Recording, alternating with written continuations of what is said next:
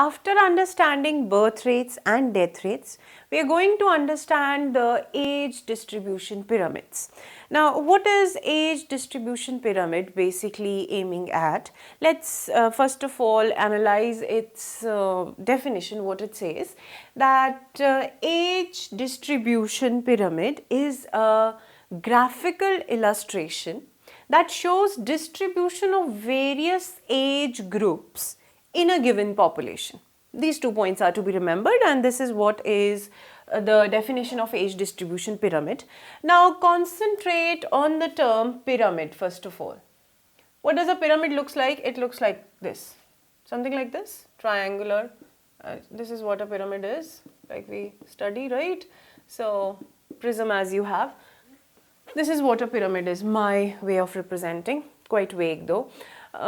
What you have to understand in the age distribution pyramid, first of all, that you're going to represent the population in terms of percentage of individuals belonging to different age groups. Alright, now when I say age groups, like here I am not going to consider 0 to 5 years, 0 to 10 years, because we are dealing with ecological aspect basically in human population. It could be quite restrictive where we are dealing with years as much as a short span of 5 years. But when we talk about this topic and under it when we study age groups, we have to deal with 3 age groups. One is pre-reproductive. Why I am talking about this thing in terms of reproductive potential? Because ultimately our aim of studying the entire chapter of human population is understanding the human population growth and density. So growth ultimately occurs with the reproduction process. So we have the first age group, that is pre-reproductive, which would have the children who have not attained the age of puberty. Secondly, there would be the reproductive age, which represents the biotic potential of a given population. You have discussed about it while studying carrying capacity. And the third one is post-reproductive.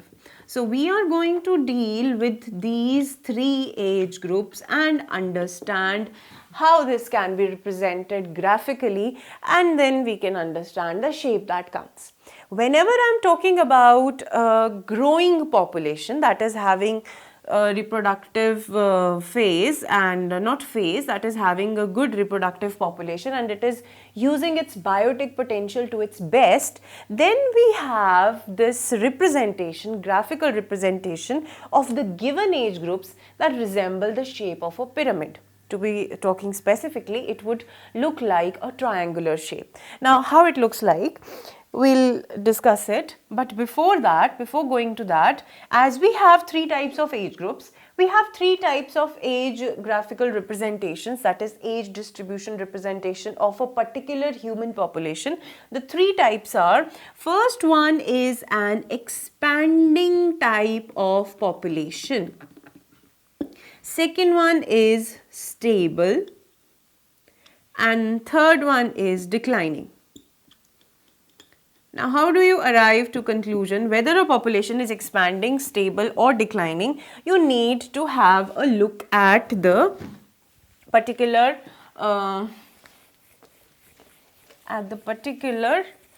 graph, or you can say graphical representation that you would arrive to. Now, let us take the example of population of countries like India. When we represent it graphically, what do we have? Let this each horizontal bar represent an age group. We have such representations. These blocks would keep on decreasing, and at the topmost level, we have the older people. We are going up like this. Do excuse my symmetry. Doesn't look symmetrical though, something like this it would be. Okay, now supposedly this represents the pre-reproductive population. This represents the reproductive population, and this particular small zone represents post-reproductive. So what we arrive to is that in case of expanding population, the first case we are discussing, like Indian population, if we are considering countries of the third world, they have this type of age pyramid representation where the young people are plenty in number, all right, and the older ones who have no biotic potential left in them, they have lesser number. So we get to a shape that somewhat resembles a pyramid. Each horizontal bar is representing an age group.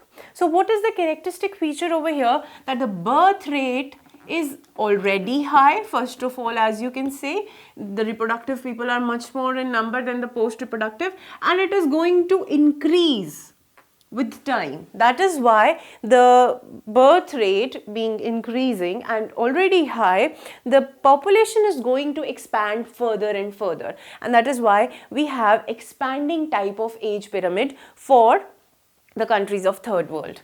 The second type is the stable type. In terms of stable type, what do we have is that the number is almost equivalent. Now supposedly this is representing the lowermost age group, that means the young infants who haven't reached puberty.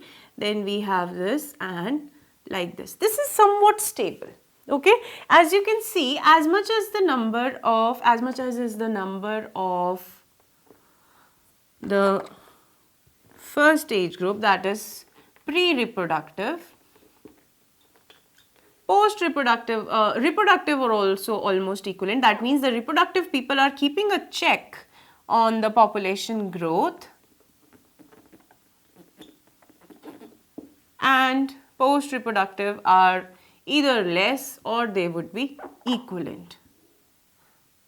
So this is something that we talk of, and this is stable population distribution. Okay, this is stable population according to the age representation. The countries which are developed like USA, Australia, rest of the countries who have enough resources but yet they are keeping a check on their population, they fall into the category of this particular type where their population is stable.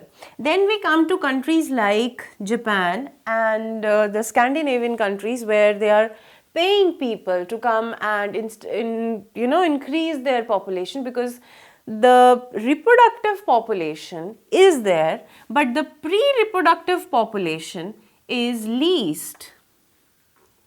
That means the onus lies on those which are reproductive. So let this be pre-reproductive. It is at times by certain authors referred to as bell shape, though it doesn't look like bell to me anyways. As you can see over here, these two ones, they are reproductive. They are too much in number, but comparatively they are not having the similar number in the pre-reproductive.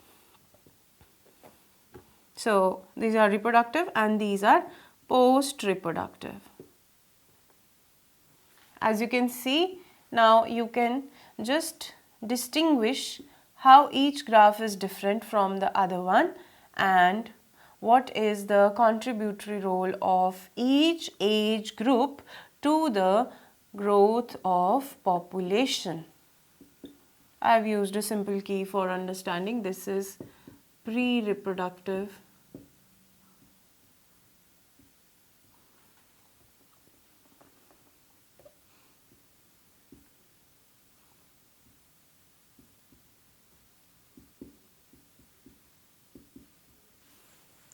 so this is all that is to be understood in terms of age pyramids. As you can see over here, the birth rate is quite high as compared to the death rate. Here the birth rate and death rate are almost equivalent, and apart from the birth and death rate, as I talked about, as I gave you the example of developed countries, over here emigration and immigration also play an important role. And lastly is the declining curve, where we have death rate is or could probably be higher than birth rate. Now, because this statement is little bit confusing or it could not fall accurate in all cases, so we just ignore the death rate aspect and consider the birth rate. And over here the birth rate is quite low. In this case the birth rate is under control, it is regulated, and over here the birth rate is quite high, and you have to understand this age distribution pyramid from these three aspects, and this would help you in understanding the growth curves in a better way.